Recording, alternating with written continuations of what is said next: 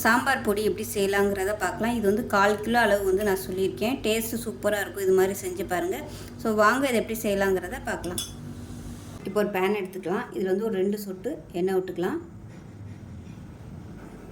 இப்போ இதில் மிளகாய் சேர்த்துக்கலாம். நான் வந்து ஒரு 40 கிராம் அளவுக்கு மிளகாய் எடுத்திருக்கேன். குண்டு மிளகாயும் நீல மிளகாயும் நான் கலந்து எடுத்திருக்கேன். உங்களுக்கு எது விருப்பமோ நீங்கள் அதை சேர்த்துக்கலாம். இப்போ இது வந்து நல்லா வறுத்துக்கலாம். எண்ணெய் வந்து ரொம்ப ஊற்றி வேணாம், லேசாக நான் வந்து ஒரு 2 சொட்டு தான் விட்டுருக்கேன். இது கூடவே ஒரு கைப்பிடி அளவுக்கு கருவேப்பிலையும் சேர்த்துக்கலாம். இது வந்து கொஞ்சம் காஞ்சி தான் இருக்குது, அதனால் சீக்கிரம் வறுபட்டுரும். ஃப்ரெஷ்ஷாக இருந்துச்சுன்னா நல்லாயிருக்கும். நல்லா தண்ணியில் அலசிட்டு ட்ரையாக இருந்ததுக்கப்புறம் சேர்த்து வதக்கிக்கணும். இப்போ மிளகாய் நல்லா வறுபட்டுருச்சு, வேறு பிளேட்டுக்கு மாற்றிக்கலாம். மல்லி சேர்த்துக்கலாம். ஒரு 75 கிராம் அளவுக்கு மல்லி எடுத்திருக்கேன். இப்போ இதே நல்லா வாசனை வர அளவுக்கு வறுத்துக்கலாம். இப்போ மல்லி நல்லா வறுபட்டுருச்சு, வேறு பிளேட்டுக்கு மாற்றிக்கலாம். கடலைப்பருப்பு ஒரு 35 கிராம் அளவுக்கு சேர்த்துக்கலாம். இப்போ இது கூடவே 35 கிராம் அளவுக்கு துவரம்பருப்பும் சேர்த்துட்டு நல்லா வறுத்துக்கலாம். கருக விட்டுறாமல் பொன்னிறமாக வறுத்து எடுத்துக்கலாம். இப்போ பாருங்கள், கடலைப்பருப்பு துவரம்பருப்பு ரெண்டுமே நல்லா பொன்னிறமாக வறுபட்டுருச்சு, வேறு பிளேட்டுக்கு மாற்றிக்கலாம். இப்போ சீரகம் சேர்த்துக்கலாம். இது வந்து கிராம் கணக்கில் 15 கிராம் வரும். டேபிள் ஸ்பூன்னா 2 டேபிள் ஸ்பூன் எடுத்துக்கலாம். இதையும் சேர்த்து நல்லா வறுத்துக்கலாம். இது கூடவே சோம்பு 1 டேபிள் ஸ்பூன்,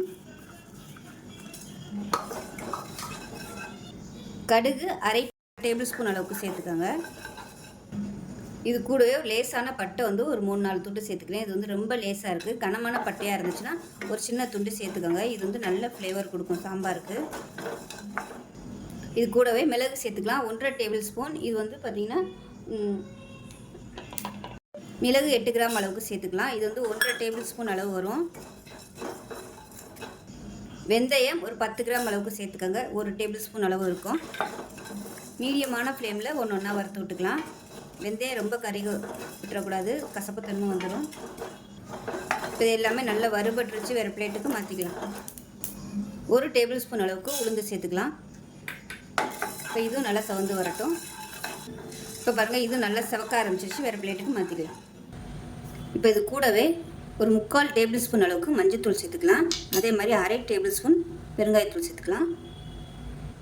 அரை டேபிள் ஸ்பூன் உப்பு சேர்த்துக்கலாம். இந்த உப்பு வந்து நீங்கள் வறுத்தும் சேர்த்துக்கலாம். ஏன்னா நம்ம கொஞ்சமாக தான் அரைக்கிறோம், அதனால் நான் வந்து வறுக்கலை. இல்லைன்னா நீங்கள் மிளகாய் வறுக்கும்போது இந்த உப்பை சேர்த்து வறுத்துக்கோங்க. இப்போ இது வந்து ஆறட்டும். ஆறினதுக்கப்புறம் மிக்ஸி ஜாரில் போட்டு நல்லா நைஸாக அரைச்சிட்டு பார்க்கலாம்.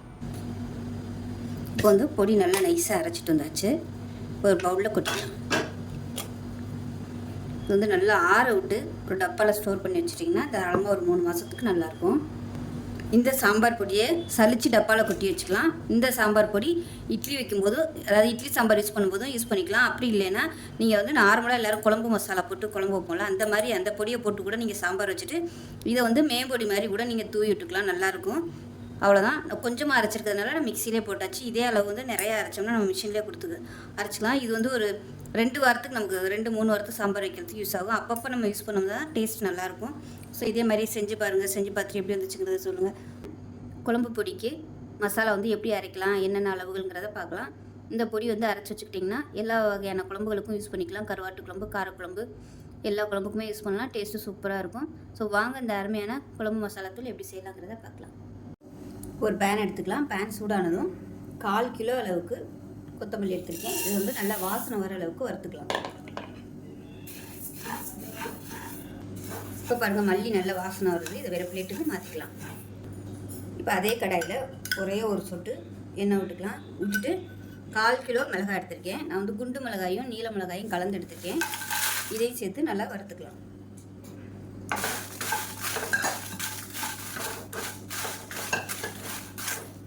இது கூடவே ஒரு கொத்து காஞ்ச கருவேப்பிலையும் சேர்த்துக்கலாம். இப்போ மிளகாய் நல்லா வறுபட்டுருச்சு. இதே வேறு பிளேட்டுக்கு மாற்றிக்கலாம். கடலைப்பருப்பு 50 கிராம் சேர்த்துக்கலாம். இது கூடவே 50 கிராம் துவரம்பருப்பு சேர்த்துக்கலாம். இதையும் நல்லா செவக்க வறுத்துக்கலாம். இப்போ பாருங்கள், கடலைப்பருப்பு துவரம்பருப்பு நல்லா செவந்து வந்துருச்சு. இதையும் வேறு பிளேட்டுக்கு மாற்றிக்கலாம். சீரகம் 100 கிராம் அளவுக்கு சேர்த்துக்கலாம். மிதமான தீயில வறுத்துக்கலாம். இது கூடவே 2 டேபிள் ஸ்பூன் சோம்பு, அதாவது ஒரு 15 கிராம் அளவு இருக்கும். அது போலவே 10 கிராம் அளவுக்கு மிளகு 1 டேபிள் ஸ்பூன், 1 டேபிள் ஸ்பூன் கடுகு, இது வந்து ஒரு 5 கிராம் இருக்கும். இது எல்லாத்தையுமே நல்லா வறுத்துக்கலாம். இது கூடவே 20 கிராம் அளவுக்கு வெந்தயம், இதையும் சேர்த்துக்கலாம். இப்போ இது கூடவே 1 டேபிள் ஸ்பூன் கசகசா சேர்த்துக்கலாம்.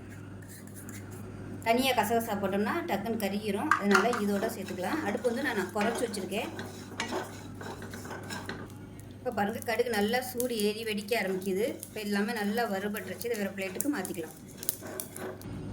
அரிசி 10 கிராம் அளவு சேர்த்துக்கலாம். இது வந்து 2 டேபிள் ஸ்பூன் அளவு வரும். இப்போ இது வந்து நல்லா பொரிஞ்சு வரணும்.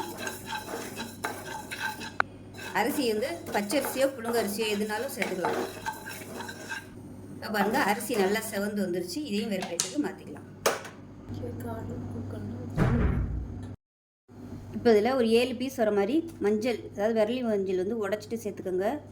இப்போ இது எல்லாத்தையுமே மிஷினில் கொடுத்து நல்லா நைஸாக அரைச்சி சளிச்சு எடுத்து வச்சுட்டோம்னா அருமையான குழம்பு பொடி ரெடி ஆயிரும். பொடி வந்து புளிக்குழம்பு, காரக்குழம்பு, இந்த மாதிரி குழம்புகளுக்கு வந்து எல்லா குழம்புகளுக்குமே இந்த பொடி வந்து நீங்கள் யூஸ் பண்ணிக்கலாம். டேஸ்ட்டு சூப்பராக இருக்கும்.